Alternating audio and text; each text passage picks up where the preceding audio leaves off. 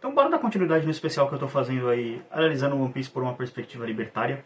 Hoje o vídeo vai discutir basicamente o arco de Egghead, todos os plots que envolvem o que o governo fez nesse arco, e falar um pouco sobre a história do Kuma e tudo que tá rolando atualmente no mangá. Mas eu não vou discutir o capítulo de sexta-feira, hoje eu tô gravando esse vídeo na quinta, ele vai sair na quinta mesmo, e o capítulo ainda não saiu oficialmente, ele saiu só os spoilers. Eu não vou discutir os spoilers do capítulo, beleza? Roda a vinheta.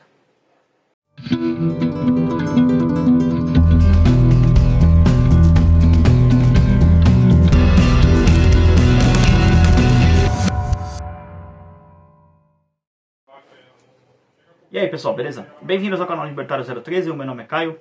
Esse é um canal de viés auto-libertário, eu falo sobre economia, filosofia, política e ética por essa perspectiva. Também cultura pop, como é o assunto do vídeo de hoje. Vamos falar sobre One Piece um pouco. Mais um pouco, né? Tô fazendo bastante vídeo sobre One Piece recentemente.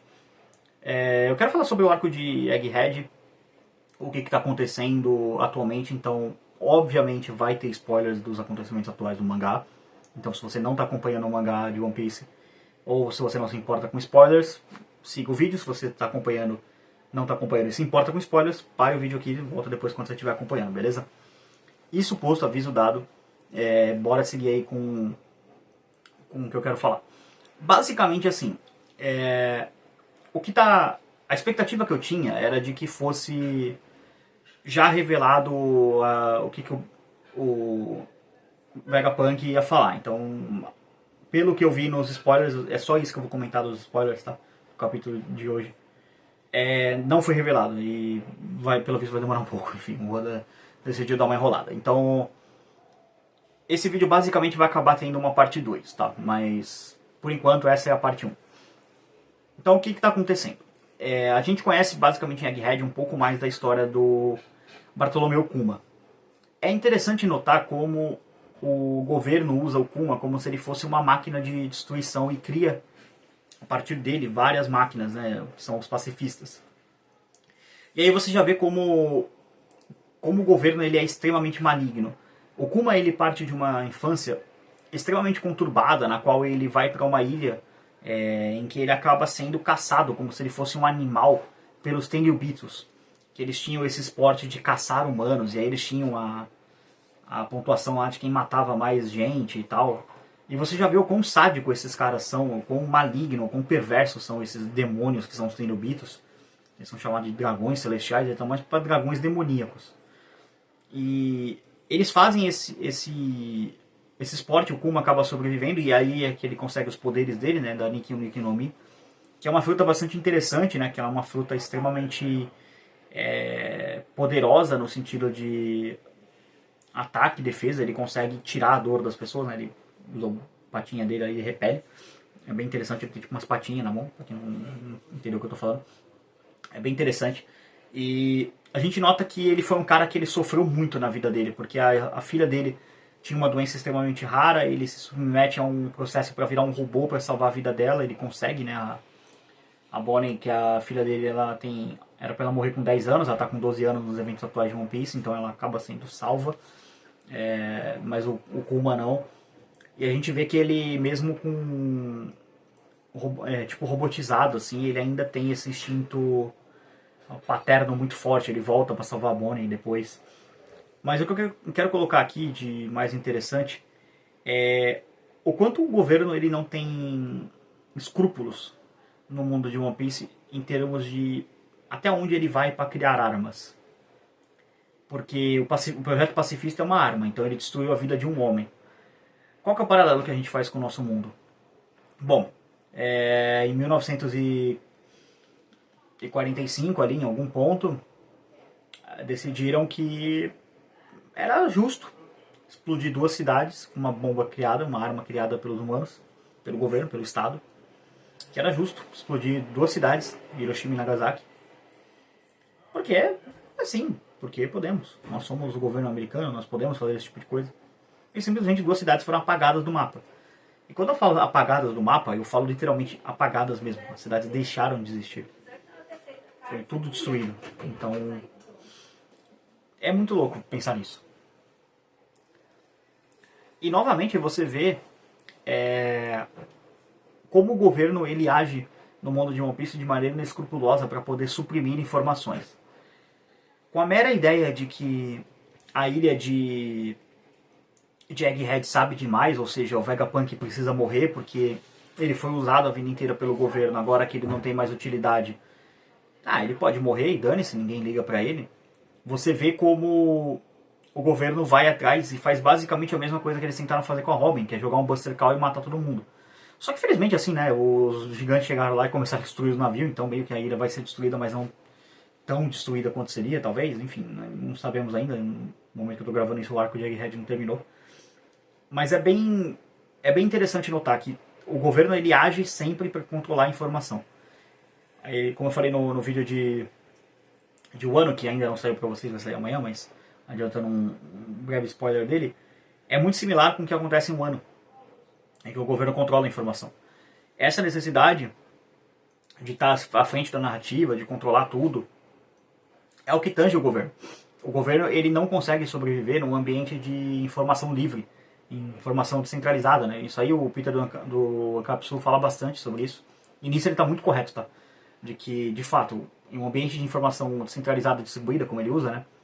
E nisso ele está certo, o governo não sobrevive. Qual que é o maior medo do governo em relação a Egghead? Bom, o Vegapunk aparentemente ele morreu e agora ele ativou meio que o protocolo de morte dele, então ele vai divulgar a verdade para o mundo. Daqui 7 minutos, né? Enfim, é o tempo que está dizendo lá. Então ele vai divulgar a verdade para o mundo. O que ele vai divulgar? Não sabemos. O que a gente sabe de fato é que o mundo de One Piece ele é uma distopia. Ele é um mundo em que ele era tecnologicamente avançado por algum motivo que não sabemos ainda, muito provavelmente por atuação dessa elite aristocrática socialista, que são os Tenryubits, que eram o governo antigo, né? Os 20 reinos que se reuniram contra o reino antigo, como é chamado, né? E derrotaram ele. Muito provavelmente por ação deles, eles conseguiram destruir a tecnologia desse reino. Talvez até as Akuma no Mi tenham sido invenção dele, enfim, não sabemos ainda. Mas você vê como que o governo ele sempre age para poder interferir no desenvolvimento tecnológico, em toda essa parte de melhorar a vida das pessoas, sabe? E no mundo de One Piece especificamente é um mundo distópico, que é bem interessante esse plot que o Oda colocou nessa parte. Fica bacana, sabe? Fica algo que você pensa, fala, cara, o quão melhor, você para e pensa, quão melhor seria o mundo de One Piece sem a atuação do governo mundial? E também do nosso mundo, porque como eu falei bastante no vídeo que vai sair amanhã, o mundo de One Piece, ele é uma espécie de espelho do nosso. Muitos dos problemas que tem lá, nós enfrentamos aqui.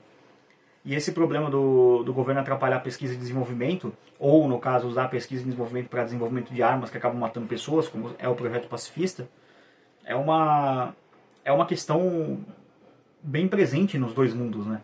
E tu nota que o governo não tem escrúpulo de usar mesmo uma pessoa e... Olha o que eles fizeram com a vida do Kuma, cara. O cara sofreu a vida inteira. Ele é provavelmente o personagem mais triste da história de One Piece, cara. Ele perdeu a mulher, ele não conseguiu ficar com a filha, ele teve que virar um demônio sem alma, que não lembra de nada. As memórias dele foram extraídas dele, depois entregues para a filha, e ele não consegue se lembrar da própria filha. O melhor amigo dele meio que traiu ele, entre aspas, né, que era o Vegapunk, mas não tinha muito o que fazer, né, porque o governo estava ameaçando ele. Então o cara foi deixado sozinho, sabe? Tipo, ele virou uma máquina fria, uma máquina de matar sem sentimentos, sabe? E tem até uma cena que é quando... essa é na Guerra de Marineford, que é quando o Ivankov encontra o Kuma. E ele lembra do Kuma como um homem gentil, um cara de sorriso fácil, que era como ele era. E você vê aquela máquina implacável, sem personalidade, simplesmente disparando laser, atirando, batendo nas pessoas, tentando matar o Ivankov. Imagina pra alguém que é um amigo dele, sabe? De ficar olhando pra esse cara e falar, o que aconteceu com você, cara?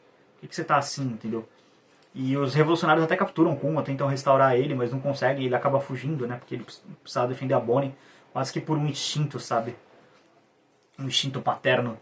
E todo o plot dele, toda a relação dele com Nika de ser o deus da libertação e tudo mais. É muito louco, cara. É muito louco como talvez esse plot dos bucaneiros cultuarem Nika e terem essa questão da libertação acabe sendo a verdade, sabe? Meio que até uma mensagem. Eu não sei se é a intenção do Oda, mas talvez acabe sendo uma mensagem meio cristã, né? Que é aquela coisa do e conhecereis a verdade e a verdade vos libertará. Será que a revelação do Vegapunk, seja ela qual for, né? Não sabemos ainda, ela vai ser a verdade que vai libertar esse mundo de One Piece? Porque claramente eles vivem sob um governo tirânico. Isso é inegável. Será que o exército revolucionário vai conseguir ter sucesso na empreitada deles? Porque o Kuma era desse exército, né? Então ele tinha um viés também meio anarquista de querer derrubar o governo. E honestamente, se você vivesse no mundo de One Piece, você não seria um membro do exército revolucionário? Provavelmente seria. Sem nenhuma dúvida, porque é uma tirania. É um nível de psicopatia, assim, surreal, cara, surreal. O governo no mundo de One Piece é uma ditadura, sabe? É muito louco a gente parar e pensar assim e ver como a gente vem acompanhando essa obra e olhando e falando, cara, eu que acompanho há tanto tempo, né? Eu acompanho desde os meus 14 anos, os semanais, tá? Eu leio os mangá desde os 14 anos, vai fazer 17 anos esse ano, então, tipo, é um bagulho louco, cara. É um bagulho louco de tu olhar e falar, é uma ditadura. É uma ditadura.